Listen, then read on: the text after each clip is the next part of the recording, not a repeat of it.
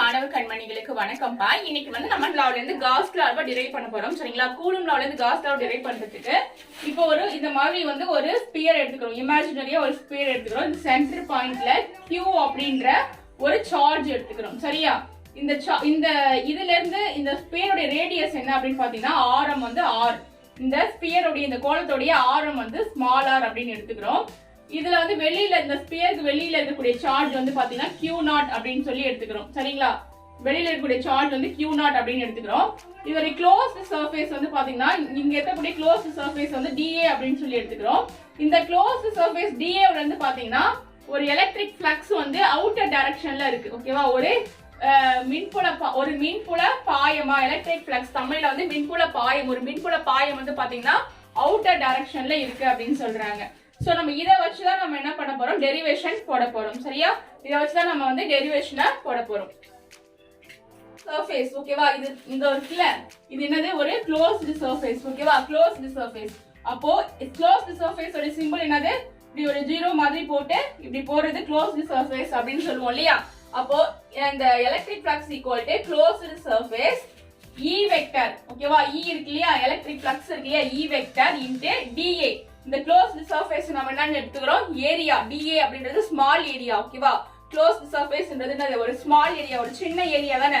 அப்போ d அப்படின்னு எடுத்துக்கிறோம். ஓகேவா? இந்த டயகிராம்ல இருந்து இந்த டெரிவேஷனை எழுதுறோம். எப்படி எழுதுறோம்? எலக்ட்ரிக் ஃப்ளக்ஸ் ஈக்குவல் டு இந்த closed surface E vector dA vector அப்படின்னு சொல்லி எழுதுறோம். சரியா?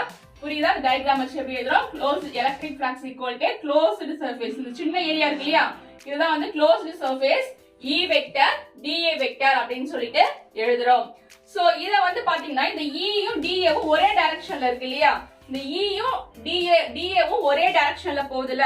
ஒரே டைரக்ஷன்ல போகிறதால ஈக்குவலா இருக்கு இல்லையா? நம்ம போகுது ஈக்குவலா போகுது.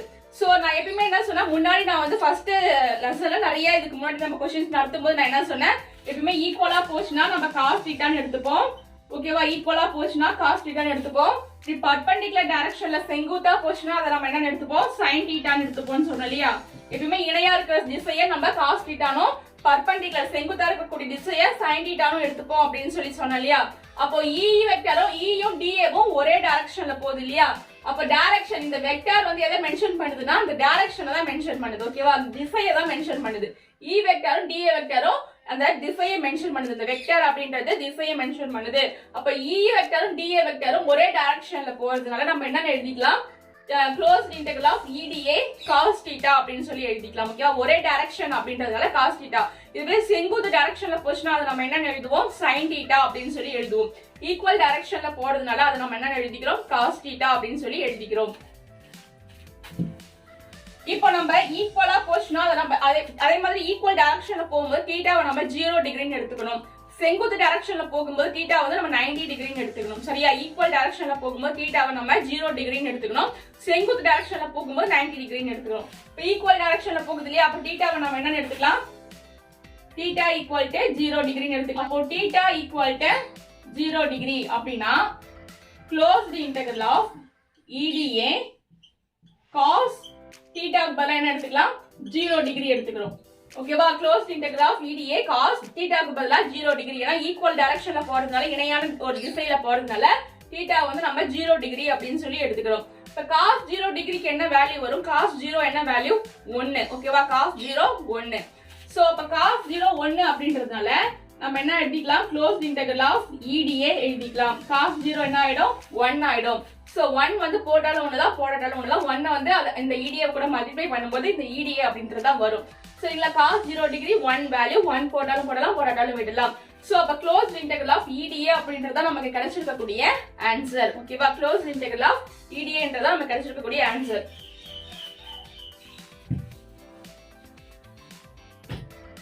அப்ப நம்ம என்ன எழுதிக்கலாம்? க்ளோஸ்ட் இன்டெகிரல் ஆஃப் EDA அப்படின்னு சொல்லி எழுதிக்கலாமா? Electric flux equal to closed integral of EDA ன்றத நமக்கு கிடைச்சிருக்கு. சோ நமக்கு காஸ் லா படி என்ன சொல்லிருக்காங்க? அக்கார்டிங் டு காஸ் விதி படி நமக்கு என்ன சொல்லிருக்காங்க அப்படின்னு பாத்தீங்கன்னா closed electric flux equal to closed integral of EDA equal to Q0. ஓகேவா? நமக்கு காஸ் லா என்ன சொல்லிருக்காங்கன்னு பாத்தீங்கன்னா electric flux equal to closed integral of EdA equal to Q by epsilon naught. இதுதான் வந்து நமக்கு Gauss law. இந்த Gauss law நம்ம Coulomb's law இருந்து இத நம்ம ப்ரூஃப் பண்ண போறோம். ஓகேவா? Q by epsilon naught அப்படிங்கற இந்த Gauss law-வை Coulomb law இருந்து நம்ம எப்படி ப்ரூஃப் பண்றது அப்படிங்கறத தான் பார்க்க போறோம். ஓகேவா? இப்போ நம்ம Gauss law-வை ஈக்குவேஷன் 1 ன்னு வச்சுக்கலாம்.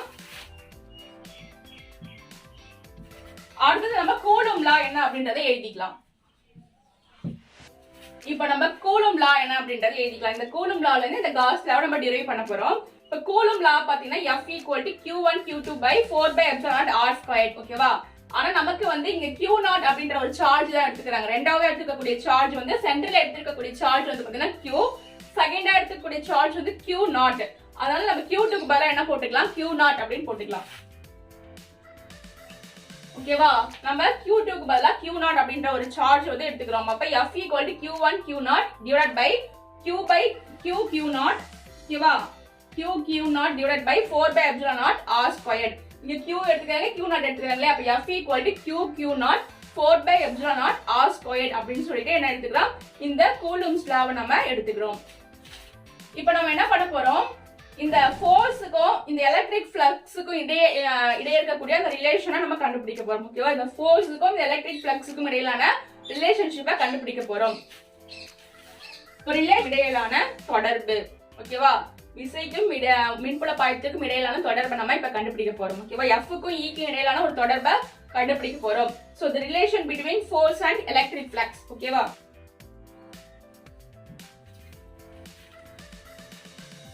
இப்போ நம்ம ஃபோர்ஸ் வந்து பாத்தீங்கன்னா அவுட்டர் டைரக்ஷன்ல இருக்கிறத மட்டும் எடுத்து எழுதிக்க போறோம். அவுட்டர் டைரக்ஷன் என்ன இருக்கு? Q0 இருக்கு. டைரக்ஷன்ல இருக்கிறத மட்டும் நம்ம இப்ப எழுதிக்க போறோம். அவுட்டர் டைரக்ஷன்ல என்ன இருக்கு?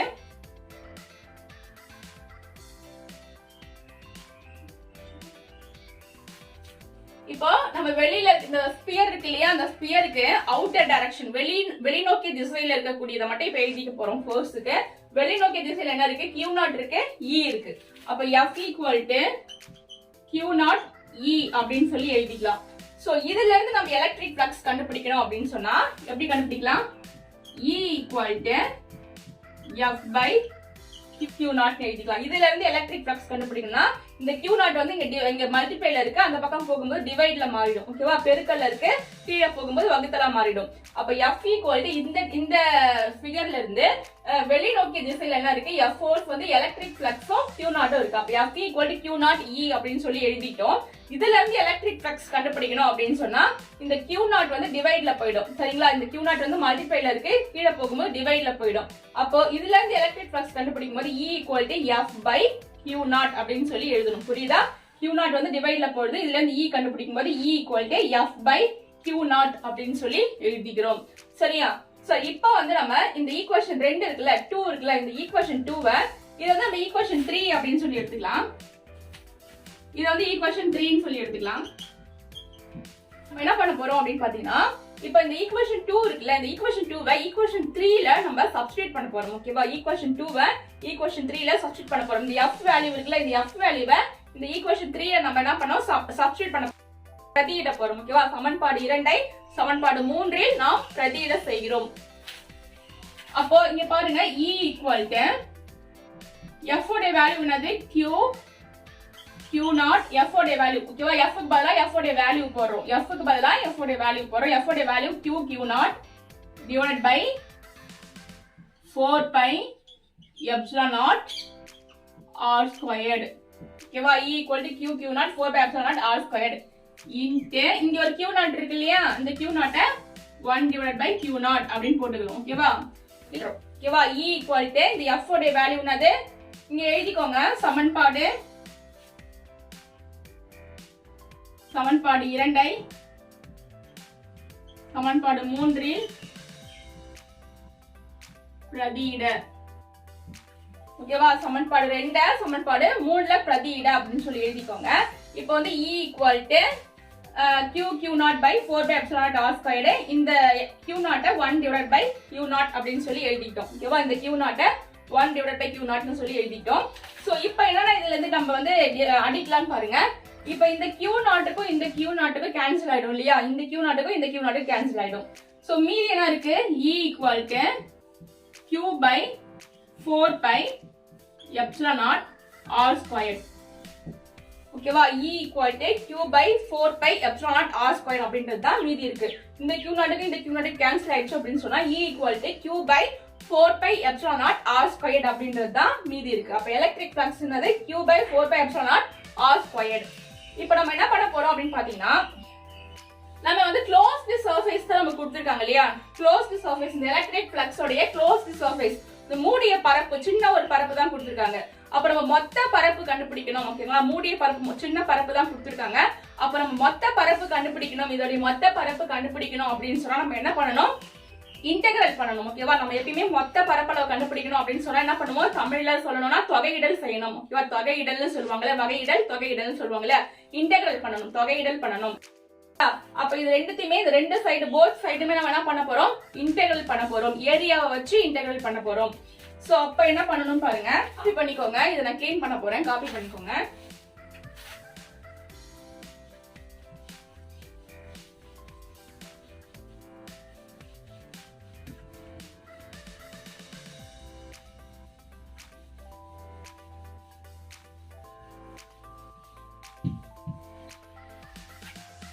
இப்போ என்ன பண்ணுவோம், E equal to q by 4 by epsilon r squared இருக்கு இல்லையா. இப்போ இதை வந்து நம்ம போத் சைடும், ரெண்டு சைடும் நம்ம இன்டெகிரல் பண்ணணும். ஓகேவா, ஏரியா வச்சு இன்டெகிரல் பண்ணணும். ஓகேவா, இப்போ இந்த ஈக்குவேஷன் 4 போத் சைடும் நம்ம இன்டெகிரல் பண்ண போறோம். அதான் சொல்றாங்க integrating over surface on both side அப்படின்னு இங்கிலீஷ் மீடியம் ஸ்டூடெண்ட்ஸ் எழுதிக்கோங்க. தமிழ் மீடியம் ஸ்டூடெண்ட்ஸ் சமன்பாடு 4 தொகையிட அப்படின்னு சொல்லி ஒரு பாயிண்ட் எழுதிட்டு, அடுத்தது பாருங்க, இப்போ இது ரெண்டுத்தையும் நம்ம என்ன பண்ண போறோம், இன்டெகிரல் பண்ண போறோம். இந்த சர்ஃபேஸ், முழு சர்ஃபேஸ் கண்டுபிடிக்க தான் நம்ம இன்டெகிரல் பண்ணணும். ஓகேவா, முழு சர்ஃபேஸ் கண்டுபிடிக்க தான் நம்ம முழு பரப்பளவு கண்டுபிடிக்க தான் இன்டெகிரல் பண்ணணும். அதனால dA வரை நம்ம இங்க போட்டுக்கிறோம். சரியா, அப்போ closed integral of E dot dA. ஓகேவா, closed integral E dot dA equal to closed integral q by 4 pi epsilon naught r squared dA அப்படின்னு சொல்லி போட்டுக்கிறோம். சரியா, closed integral q by 4 pi epsilon naught r squared dA அப்படின்னு சொல்லி போட்டுக்கிறோம். So இப்போ நம்ம என்ன பண்ணலாம், இதுதான் எலக்ட்ரிக் ஃப்ளக்ஸ் தானே. Electric flux equal to closed integral of EDA அப்படின்னு சொல்லி போட்டாச்சு. இப்போ என்ன பண்ணா, இந்த க்ளோஸ்ட் இன்டெகிரல் dA-வையும் பக்கத்துல எழுதிக்கலாம். ஓகேவா, க்ளோஸ்ட் இன்டெகிரல் dA-வையும் நியரஸ்ட்ல எழுதிக்கலாம். ஏன்னா நம்ம வந்து என்ன பண்ண போறோம், dA-வை தான் இன்டெகிரல் பண்ண போறோம். சரியா, அப்போ q by 4 pi epsilon naught r squared closed integral of dA. இப்போ நம்ம என்ன பண்ணலாம், இந்த எலக்ட்ரிக் ஃப்ளக்ஸ் இருக்கு இல்லையா, எலக்ட்ரிக் ஃப்ளக்ஸ் இப்போ வந்து நம்ம என்ன பண்ணலாம், closed integral of EDA equal to q by 4 pi epsilon naught r squared. இப்போ closed integral of DA இருக்கு இல்லையா, closed integral of DA ன்னு சொல்லிட்டு, அதாவது அதோட மொத்த பரப்பை நம்ம என்ன பண்ண போறோம், இன்டெகிரல் பண்ண போறோம். சோ வந்து மொத்த பரப்பு அப்படின்னும் போது கோளத்தினுடைய ஒரு ஸ்பியருடைய மொத்த பரப்பளவுக்கு என்ன ஃபார்முலா, 4 pi r squared. ஓகேவா, கோளத்தினுடைய மொத்த பரப்பளவுக்கு என்ன ஃபார்முலா, 4 pi r squared. அந்த ஃபார்முலாவை நம்ம க்ளோஸ்ட் இன்டெகிரல் ஆஃப் dA உடைய மொத்த பரப்பளவு கண்டுபிடிக்க அதோட ஃபார்முலாவை நம்ம சப்ஸ்டிட் பண்ண போறோம். என்னது, 4 pi r squared. ஓகேவா, 4 pi r squared. இப்போ என்ன பண்ணலாம், இந்த 4க்கு இந்த 4க்கு கேன்சல் பண்ணிடலாம், இந்த பைக்கும் இந்த பைக்கும் கேன்சல் பண்ணிடலாம், இந்த r ஸ்கொயருக்கு இந்த r ஸ்கொயருக்கு கேன்சல் பண்ணிடலாம். மீதி இருக்கிறது என்னது, q by epsilon naught.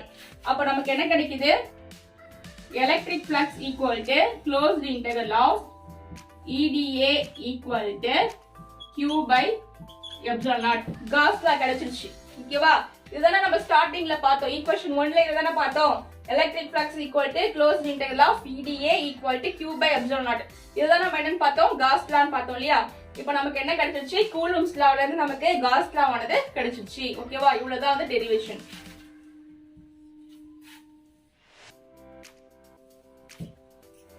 ஒரு क्वेश्चन, ரொம்ப ஈஸியான டெரிவேஷன்ஸ். ஓகேவா, பாத்துக்கோங்க. மாணவ கண்மணிகளுக்கு நம்மளுடைய வகுப்பு பிடிச்சிருந்தா மறக்காம சப்ஸ்கிரைப் பண்ணுங்கப்பா. உங்க ஃப்ரெண்ட்ஸுக்கும் ஷேர் பண்ணுங்க. தமிழ்நாட்டில் இருக்கக்கூடிய அனைத்து மாணவர்களுக்கும் நம்மளுடைய வகுப்பு போய் சேரணும் அப்படின்றத நம்மளுடைய நோக்கம். அதனால உங்க ஃப்ரெண்ட்ஸுக்கும் ஷேர் பண்ணுங்க.